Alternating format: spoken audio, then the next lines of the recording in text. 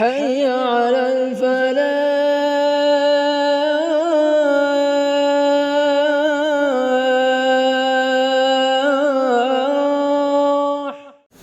بسم الله الرحمن الرحيم وبه نستعين.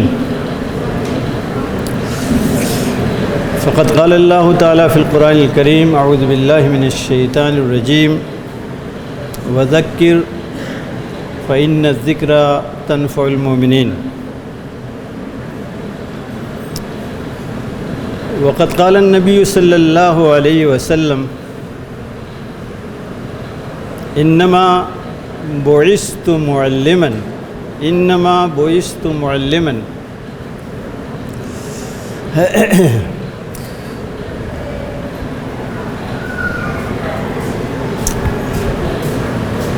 محترم اساتذہ کرام، محترمہ معلمات و عزیز طلبہ،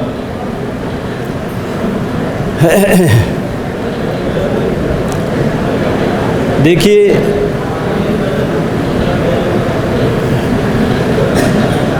میرے لیے بڑی آسانی ہو گئی ہے کہ مجھے جو کچھ کہنا تھا، جو باتیں آپ سے کرنی تھیں، جو یاد دہانی ہونی تھی یعنی تذکیر، وہ ساری باتیں بار بار گھما پھرا کر کے ہم سے پہلے آنے والے لوگوں نے آپ سے بہت اچھے انداز میں پیش کر دی ہے. اس لیے مجھے اب آپ سے بہت کچھ کہنے کی ضرورت نہیں ہے.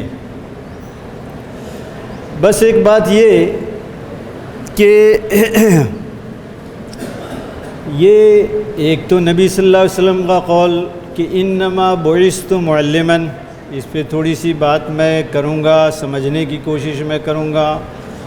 دوسرے جو یہ بات کہی گئی ہے یہ تذکیر بالحدیث ہے، اور تذکیر کیا چیز ہوتی ہے، کیوں ہوتی ہے، کیا فائدہ ہے، کیا نقصان ہے اس کا، میں اس پہ تھوڑی سی بات جو ہے وہ کروں گا. دیکھیے قرآن مجید میں کہا گیا ہے کہ وَذَكِّرْ فَإِنَّ الذِّكْرَى تَنفَعُ الْمُؤْمِنِينَ. کہا کہ آپ تذکیر کرتے رہیے، یاد دہانی کرتے رہیے، لوگوں کو یاد دلاتے رہیے. کیوں؟ اس لیے کہ تذکیر بہرحال نافع ہے، مفید ہے. آگے کی بات ذرا سا قابل توجہ ہے. تنفع المؤمنین، لیکن اس کا فائدہ مومنین ہی کو ہوتا ہے. مومنین نہ ہوں تو آپ تذکیر کرتے رہیے، آپ کی ساری تذکیر جو ہے ہوا میں تحلیل ہو جائے گی. دیکھیے تذکیر کے سلسلے میں ایسے واضح سی بات ہے، تذکیر کہتے ہیں یاد دہانی کو. یہ سید قطب شہید رحمۃ اللہ علیہ نے اپنی تفسیر فی ظلال القرآن میں جہاں پہ یہ آیت آئی ہے، انہوں نے لکھا ہے کہ وَالتَّذْكِيرُ هُوَ وَظِيفَةُ الرُّسُلِ. التذکیر هو وظیفۃ الرسل والہدى والضلال خارجان عن هذه الوظیفہ والامر فيهما الى الله وحده الذي خلق الناس لامر يريده. دیکھیے کیا بات لکھی ہے، کہا تذکیر یہ تو وظیفہ رسل ہے، یعنی رسل کا، یعنی رسولوں کا وظیفہ، یعنی ان کی ڈیوٹی یا ذمہ داری ہے تذکیر کرنا. یہ خاص کام ہے، خاص ڈیوٹی ہے، خاص عمل ہے. کس کا؟ میرا آپ کا نہیں، رسول کا، رسولوں کا اصلاً.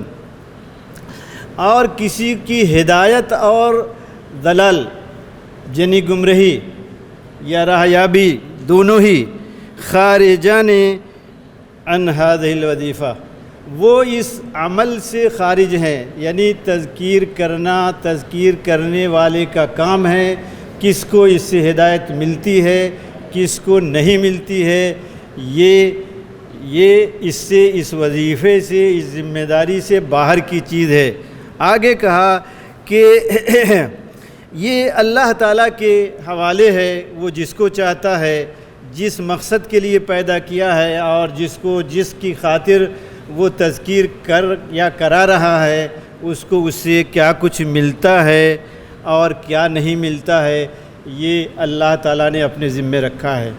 تو بہرحال تذکیر کرنا ہمارا کام ہے، اور یہ نبی صلی اللہ علیہ وسلم جو بات بتائی ہے، اور یہ حدیث جو ہے ماشاءاللہ ہم سے پیش رو لوگوں نے پوری تفصیل کے ساتھ بتائی، اس کے ایک حصے پر میں ذرا سی روشنی ڈالوں گا۔ نبی صلی اللہ علیہ وسلم نے فرمایا انما بعثت معلما۔ ہمارے سامنے زیادہ تر وہ لوگ ہیں جو عربی پڑھے لکھے ہیں اور انما کا استعمال جانتے ہیں، اور ان کو معلوم انما بعثت، ارے میں تو صرف معلم بنا کر کے بھیجا گیا، معلم ہی تھے وہ، ہاں صرف معلم تھے۔ قرآن مجید میں جو اور ساری ہدایتیں دی گئی ہیں اور ساری ذمہ داریاں بتائی گئی ہیں، وہ تمام ذمہ داریاں اس تعلیم اور معلم کے اندر آ کر کے اکٹھے ہو جاتی ہیں۔ اسی لیے آپ نے کہا کہ میں تو محض معلم بنا کر کے بھیجا گیا ہوں۔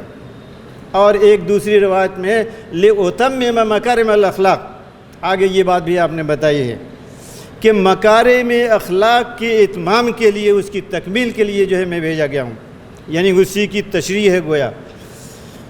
خلاصہ کلام یہ ہے کہ ایک نبی کے ذمے جو ساری ذمہ داریاں ہیں، جو کچھ بھی اس کو ہدایت دی گئی ہے، یہ سب کچھ گویا کہ یہ معلم میں اکٹھا ہیں، جمع ہیں، اور معلم مجموعہ ہے گویا ان تمام ہدایات یا ذمہ داریوں یا رہنمائیوں کا۔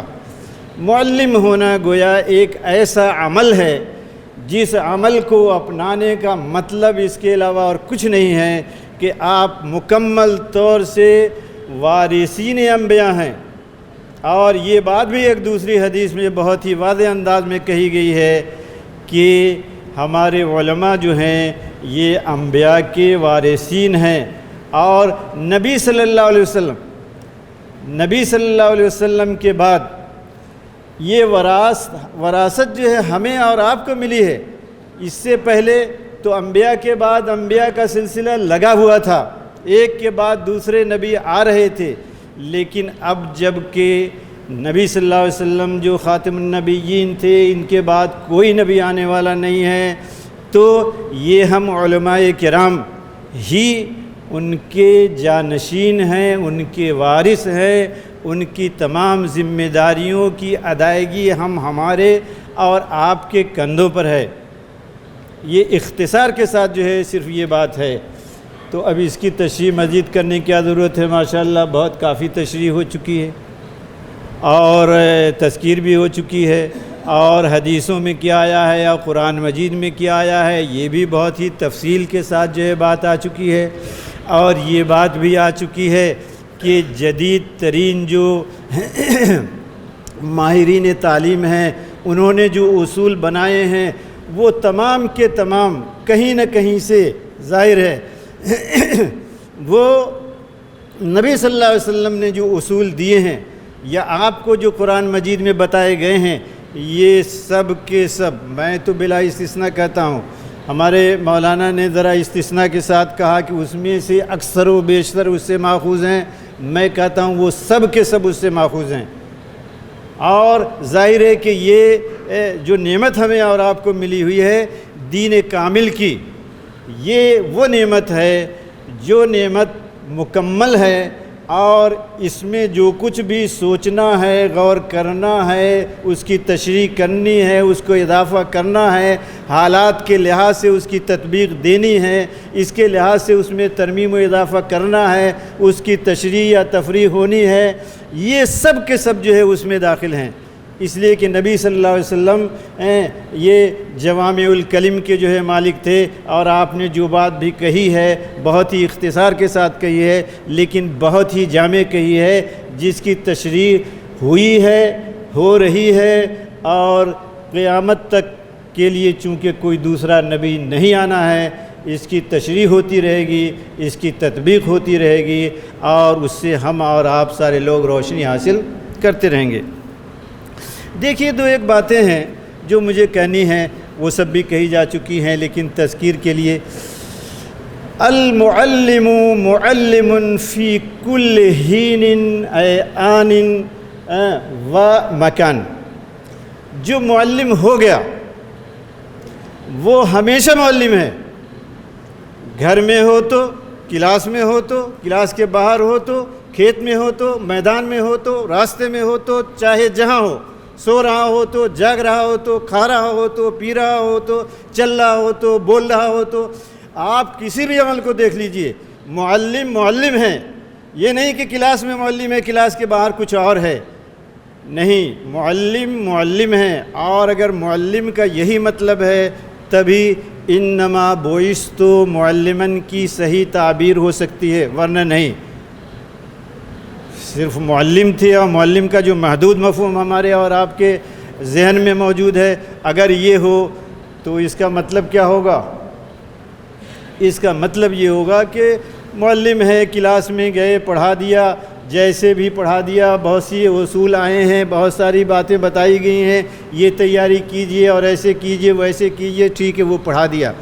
لیکن یہ بات جو کہی ہے ہم مجبور ہیں استعمال کرنے کے لیے، جو مختلف اصطلاحات ہیں، تعلیم و تربیت۔ تعلیم و تربیت، تربیت تو ہم اس لیے بول دیتے ہیں کہ تعلیم کا چونکہ محدود مفہوم جو ہے ہمارے اور آپ کے ذہنوں میں بیٹھ گیا ہے، اس لیے تربیت کا لفظ بھی ہم استعمال کرنے کے لیے مجبور ہوتے ہیں، ورنہ صحیح بات یہ ہے کہ اگر تعلیم کہہ دیا، معلم کہہ دیا، تو اس میں تربیت خود بخود ہی شامل ہے، اور جو معلم ہے وہ ملازماً مربی ہے۔ اور قرآن مجید کی جو آیات آئی ہیں اس سلسلے کے، ایک نبی کی ذمہ داری کے سلسلے میں، وہ ہمارے اور آپ کے سامنے ہیں۔ ایک بات اور ہے کہ ایک حدیث آئی ہے، نعمتان مغبون فیہما کثیر من الناس الصحۃ والفراغ۔ انسان کے پاس وقت ایک ایسا قیمتی سرمایہ ہے کہ جس کا کوئی بدل نہیں ہے، اور وقت ایک ایسی چیز ہے جو کسی کا انتظار نہیں کرتا۔ وقت کا استعمال ہم نے آپ نے کیا تو کر لیا، جس نے نہیں کیا وہ دوبارہ وقت واپس آنے والا نہیں ہے۔ اور وقت کی مثال جو دی گئی ہے آپ بہت اچھی طرح سے جانتے اور جانتی ہیں کہ الوقت کالمطاط، کہا گیا کہ وقت کی مثال مطاط کی ربڑ کی سی ہے۔ آپ اس وقت میں جتنا کام چاہیں کریں گے، اور وہ وقت جو ہے پھیلے گا کسی ربڑ کی طرح سے، لیکن اگر چھوڑ دیجئے گا اس کو تو وہ سکڑ جائے گا، کچھ نہیں کیجئے گا تب بھی گزر جائے گا، اور کچھ کر لیجئے گا تو وہی اس وقت کا حاصل ہے۔ اس لیے ایک اور قول ہے، اور شیعوں کی حدیث کہی جاتی ہے، لیکن بہرحال ایسی ہے، حکمت کا قول مان کر کے وہ حدیث کے طور پہ مشہور ہے لیکن حدیث نہیں ہے، لیکن بہرحال حکمت کی بات ہے، اس سے ہمیں فائدہ اٹھانا چاہیے۔ وہ یہ ہے کہ من استوى یومہ فہو مغبون، جس کے جس شخص کے 2 دن برابر ہوں تو وہ شخص گھاٹے میں ہے، خسارے میں ہے۔ 2 دن برابر ہونے کا مطلب ہے جیسے آج تھے، ایک دن یعنی 24 گھنٹے گزر جانے کے بعد بھی آپ وہی ہیں۔ اس 24 گھنٹے میں کچھ آپ کے علم میں، آپ کے عمل میں، آپ کے سرگرمی میں، آپ کے کچھ اور جو کچھ آپ کر رہے ہیں جس میدان میں، اس میں اضافہ نہیں ہوا، تو یہ 24 گھنٹہ آئے جائے، یہ تو ایک دن کی بات ہے، کتنے 24 گھنٹے جو گزر جاتے ہیں۔ تو اس کے بارے میں کہا گیا ہے اور بالکل صحیح بات کہی گئی کہ یہ مغبون ہے یہ شخص جو 24 گھنٹے گزر جانے کے بعد بھی کوئی ایک نئی چیز نہیں سیکھتا، کوئی ایک نیا قدم نہیں بڑھاتا، کوئی ایک نیا کام نہیں کرتا، کوئی ایک نئے آدمی کو صحیح راستہ نہیں بتاتا یا تعلیم و تربیت کے میدان میں خود اپنے آپ کو اوپر نہیں اٹھاتا، تو ایسا شخص جو ہے مغبون ہے۔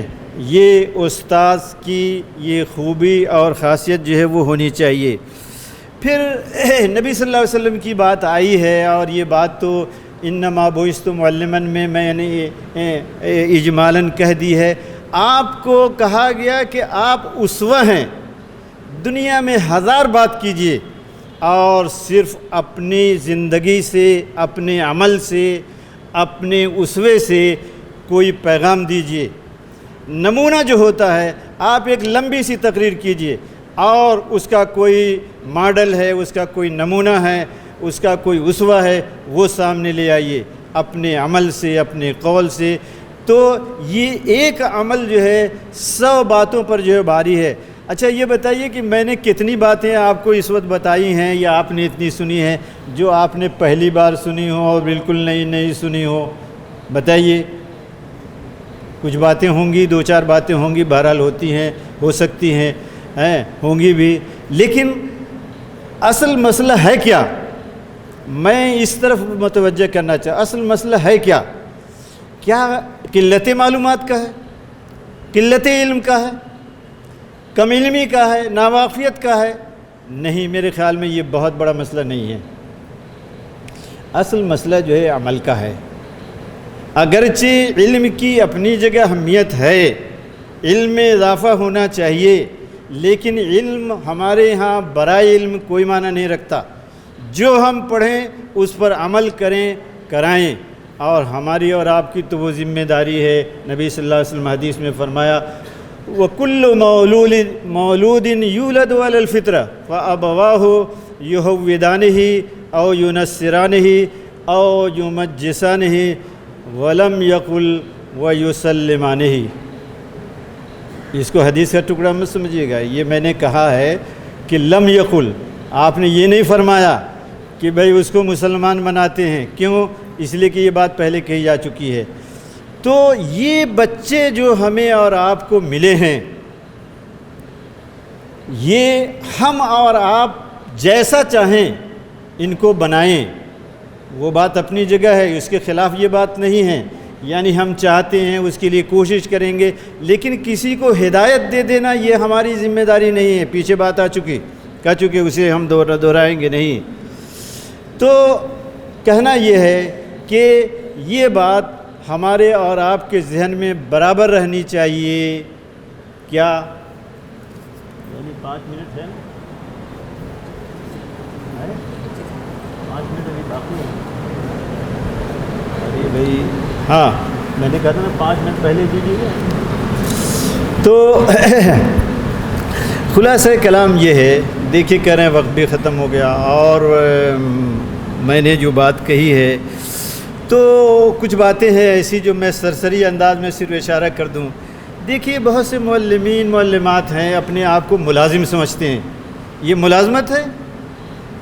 جو اپنے آپ کو ملازم سمجھتا ہے، لوگ سمجھیں، کہتے ہیں لوگ سمجھتے ہیں، ارے لوگ پتہ نہیں ہمیں کیا سمجھتے ہیں، لیکن ہم اپنے آپ کو سمجھنے لگیں، ملازم سمجھنے لگیں ایک خاص وقت کا، ایک خاص اس کا، کہ بھئی اس وقت سے اس وقت تک ہمیں ملازمت کرنی ہے، ڈیوٹی دینی ہے، کام کرنا ہے، اور اس کے بعد جو ہے ملازمت سے فارغ ہو گئے تو آزاد ہیں جو چاہیں۔